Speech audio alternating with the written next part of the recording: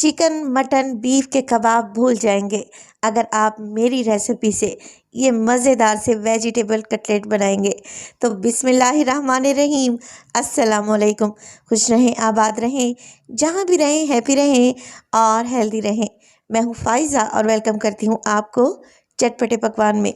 आज मैं बनाऊंगी वेजिटेबल कटलेट, जो कि घर में रखे हुए कुछ ही सामान से बनाएंगे और ये इतने बेहतरीन और मज़े के बनेंगे कि इंशाअल्लाह ताला खाने वाले खाते ही रह जाएंगे। मज़े की बात तो ये है कि आप इन्हें बनाकर फ्रीज़ कर सकते हैं 15 दिनों के लिए। रेसिपी पसंद आए लाइक कर दें और चटपटे पकवान को सब्सक्राइब भी कर लें और अपने फैमिली और फ्रेंड्स में भी शेयर किया करें।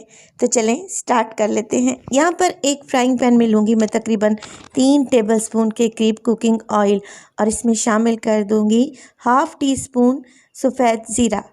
अब सफ़ेद ज़ीरे को मैं 20 से 30 सेकंड के लिए ही ऑयल में अच्छे से कड़कड़ा लूँगी ताकि इसका फ्लेवर निकल आए। और फिर इसमें शामिल कर देंगे तकरीबन 1 कप के बराबर पानी। घर का कोई भी मीडियम साइज़ का कप आप लोग सेट कर सकते हैं। इसी पानी में शामिल कर दें हाफ़ टी स्पून नमक और पानी में हल्का सा बॉयल आने दें। जैसे ही इसमें हल्का सा ही बॉयल आएगा, मैं इसमें डालूँगी 1 कप के बराबर मेरे पास है चावल का आटा।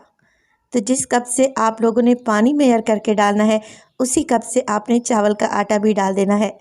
बस जी, अब आपने कुछ भी नहीं करना, जल्दी जल्दी से स्पैचुला या चम्मच चलाना है ताकि चावल के आटे और पानी की मिक्सिंग अच्छे से हो जाए। इसमें गुठलियाँ नहीं रहनी चाहिए। जैसे जैसे आप लोग मिक्स करते रहेंगे, आप लोग देखेंगे कि चावल के आटे ने सारा पानी पी लिया है, एब्ज़ॉर्ब कर लिया है और ये एक डो की शेप में आ जाएगा, आटा बन जाएगा जैसे हम घर वाला नॉर्मल आटा गूंथते हैं। फ्लेम को ऑफ कर दें और 2 से 3 मिनट के लिए ऐसे ही इसे मिक्स करते रहें।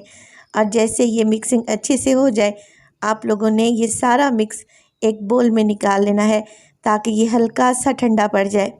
तो मेरी ये कोशिश रहती है कि घर में रखे हुए कुछ सामान से आप लोगों के लिए बहुत ही मज़े की और आसान रेसिपीज़ बनाऊं।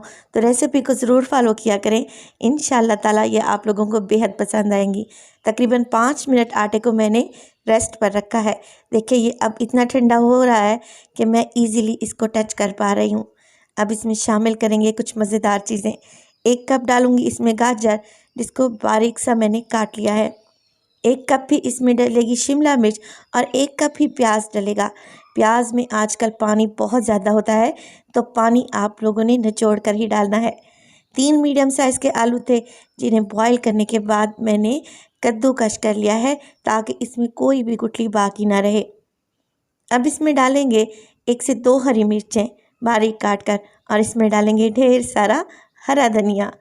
तो धनिया और पुदीना भी आप लोग शामिल कर सकते हैं, मगर मैं यहाँ पर सिर्फ हरा धनिया इस्तेमाल कर रही हूँ। अब इसको चटपटा, करारा और मज़ेदार बनाने के लिए डालेंगे कुछ मसाले। नमक डालूंगी हाफ़ टी स्पून। नमक मैं पहले आटे की डो में भी शामिल कर चुकी हूँ, तो हाथ रोक कर नमक डालें। धनिया पाउडर डालेंगे 1 टीस्पून। पिसा हुआ गरम मसाला शामिल करूँगी तकरीबन हाफ़ टी स्पून। इसके अलावा मैं डालूँगी सुरख मिर्च का पाउडर 1 टीस्पून और 1 टीस्पून ही इसमें डलेगा चाट मसाला, किसी भी अच्छे ब्रांड का ले लें। इसके अलावा डालूँगी ज़ीरा पाउडर तकरीबन 1 टीस्पून और इस सब चीज़ों का फ्लेवर बढ़ाने के लिए मैं चिकन पाउडर का भी इस्तेमाल करूँगी।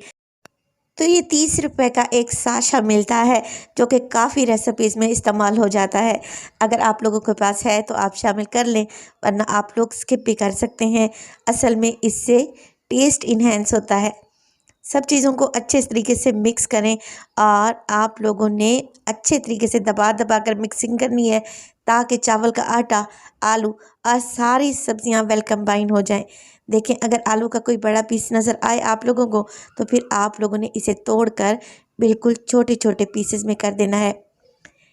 ये वेजिटेबल कटलेट का मिक्स एकदम तैयार है। अब इसको मज़ीद क्रिस्पी बनाएंगे और इसमें डालेंगे 2 टेबलस्पून के करीब कॉर्नफ्लोर के। कॉर्नफ्लोर डालने से एक तो हमारे कबाब टूटेंगे नहीं जब हम इन्हें फ्राई करेंगे, दूसरा कबाब के ऊपर की लेयर बहुत ही क्रिस्पी बनेगी।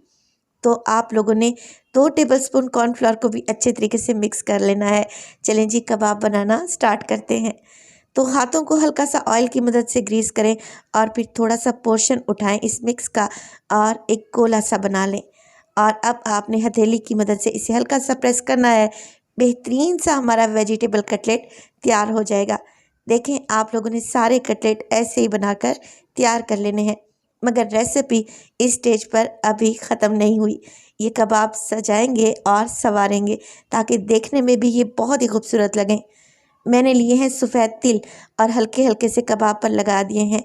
और एक लूँगी मैं यहाँ पर स्टील की कटोरी, जिसकी बैग की मदद से हल्का हल्का सा प्रेस करूँगी ताकि ये तिल इस पर अच्छे तरीके से चिपक जाएं। और सारे आप लोगों ने वेजिटेबल कटलेट ऐसे ही बना लेने हैं और इसी स्टेज पर बनाकर आप इन्हें फ्रीज़ कर सकते हैं 15 दिन के लिए। अब बारी आती है इन्हें फ्राई करने की, तो मीडियम टू लो फ्लेम पे ऑयल को गर्म करेंगे और 1 बाय 1 करके कबाब शामिल करते रहेंगे। तो ये मज़ेदार से वेजिटेबल कटलेट हम लोग फ्राई करेंगे थोड़े से ऑयल में। तकरीबन 1 से 1.5 कप ही ऑयल मैंने लिया है। शैलो फ्राई करेंगे और ये ऑयल बिल्कुल भी एब्जॉर्ब नहीं करेंगे।